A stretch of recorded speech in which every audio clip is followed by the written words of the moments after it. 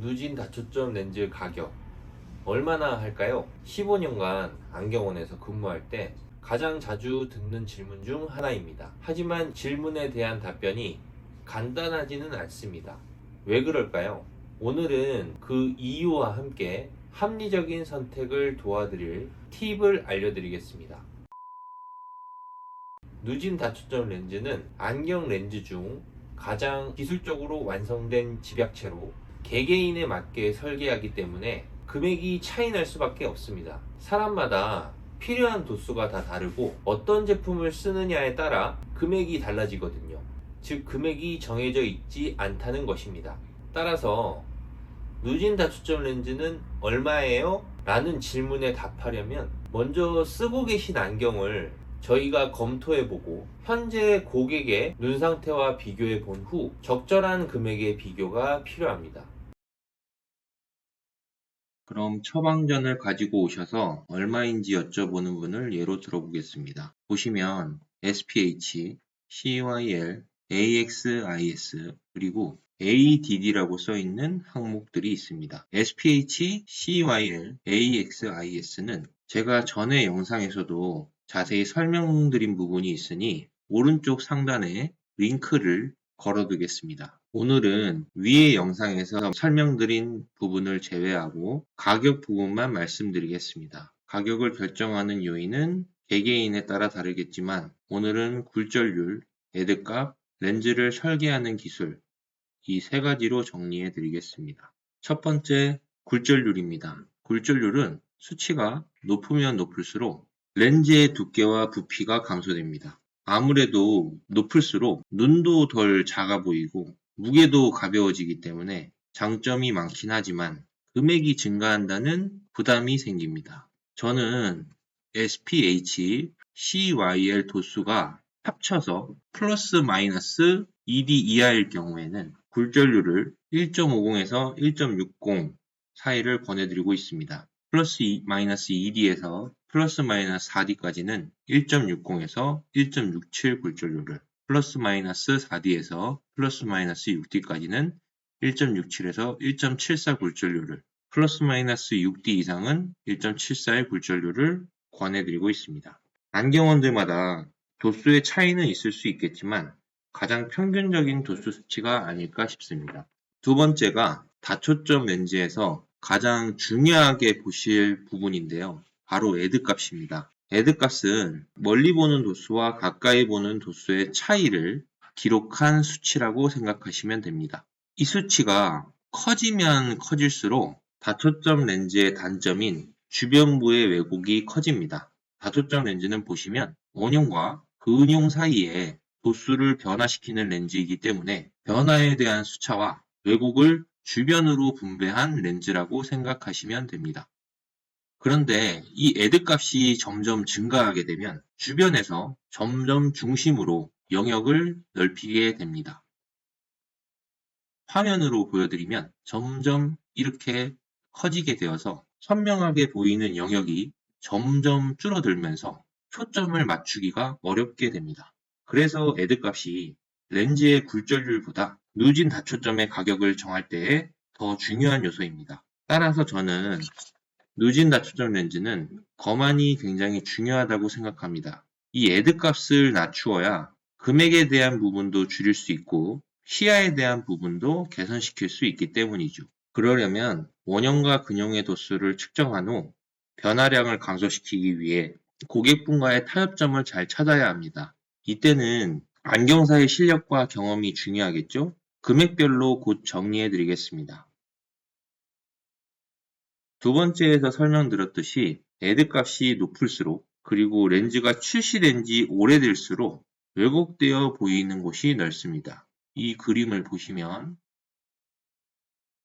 점점 왜곡돼 보이는 부분이 줄어들어 깨끗한 시야 부분이 넓어지게 됩니다. 렌즈 회사에서 계속 기술 발전을 시키고 있는 부분이 바로 주변부의 왜곡을 얼마나 최소화하냐입니다. 렌즈 회사에서 약 6개에서 10개 정도의 모델이 있습니다. 약 20년 전부터 만들어진 모델부터 최근 1년 사이에 만들어진 제품이 다양하게 존재하므로 기술 발전으로 인한 금액의 차이가 생기게 됩니다. 그럼 어떤 제품을 선택해야 할까요? 지금 금액까지 정리해 드리겠습니다. 우선 배드값이 플러스 100 이하의 경우라면 초기 노안이기 때문에 굳이 다초점 렌즈를 선택하기보다 누진 다초점 렌즈를 연습하는 정도의 렌즈를 한다고 생각하시면 됩니다. 금액대는 회사마다 다르지만 약 20만원대에서 50만원대까지 있습니다. 아까 말씀드렸던 평상시 사용하는 도수가 높을 경우 굴절률을 높여야 하기에 50만원대까지 말씀드렸습니다.